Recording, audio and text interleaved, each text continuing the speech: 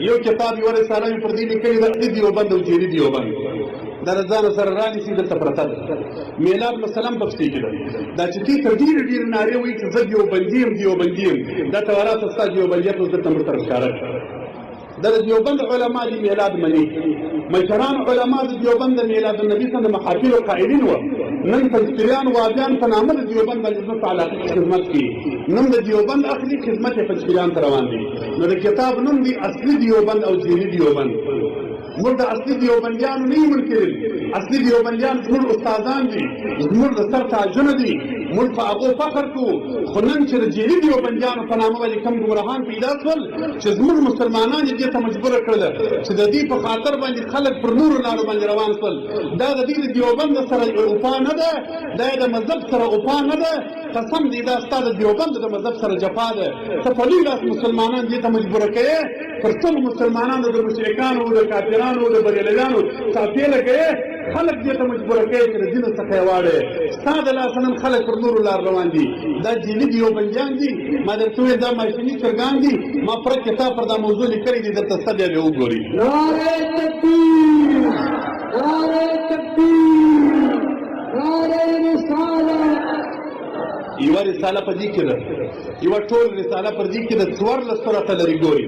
دا یا رسول الله صلی الله علیه وسلم ویل څنګه دي یا محمد ویل څنګه دي الصلاة والسلام علیک یا رسول الله څنګه دي د دې لپاره په اسلام کې 14 سورته دي پر 14 معناو باندې راځي بعضی اتفاقی روا بعضی اتفاقی ناروا بعضی باندې اختلاف دي موږ روا بولو پنځپیریان ناروا بولي پر دې باندې مې یو پر کتاب لیکلی دی ارغام المرید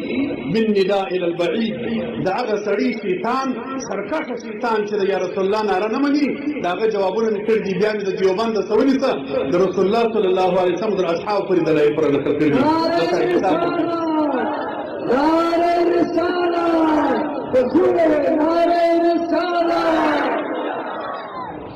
یو کتاب یو رساله پر دې موضوع لیکلې ده چې په زور ذکر څنګه دي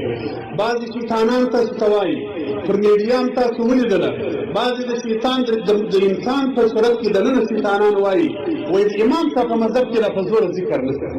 چې خبره ور یاده کې په زور ذکر ثابت دي لا اله الا الله د الله نوم دی موږ یې په زور وایو په پټه یې وایو په ښکاره یې وایو خپل وحدانیت په ښکاره کوو دې وایي دا د امام صاحب په مذهب کې نشته و امام صاحب ناروا بلل دي د 50 زیاتې فتواوې مې د امام صاحب د مذهب د سلونو د زرهاو کلو مخکې را نقل کړي دي کتاب کې خالص د امام صاحب په مذهب کې په زور ذکر مستحب په اجماع د امت مستحب پر دې مې لیکلې ده بیا به رساله دا هم در سره پیدا کړي اپلای کول یوه مې بله رساله پکې لیکلې ده په د هغه کتاب کې موجوده ده هغه مې د لنګوټې په باب کې لیکلې ده چې لنګوټه تړل څنګه دي په اسلام کې د لنګوټې تړي ستاسو د سپین ږیرو پخواني تړلې دا ډېر نیک عمل دی د دې سره تعلق جوړوي لنګوټې وتړي د لنګوټو سره تعلق وکړي یوه مولانا صاحب درته وویله د میلاد په باب کې مې لیکلې ده پر میلاد کې د دې څه اعتراضونه دي د اردو خیلو دا ټول ما راجمع کړي دي د الله په فضل باندې ټول مې په خپل کتاب کې ټکې په ټکې ور جواب کړي دي یو جواب یې لرم دی پاک دا ځان سره شعر دی چې هر ملا اعتراض پر درلودي پر ما باندې رد کولی شي د رسول الله صلی الله علیه وسلم سیرت په ځان کې راولي د نبي علیه السلام طریقه په ځان کې راولي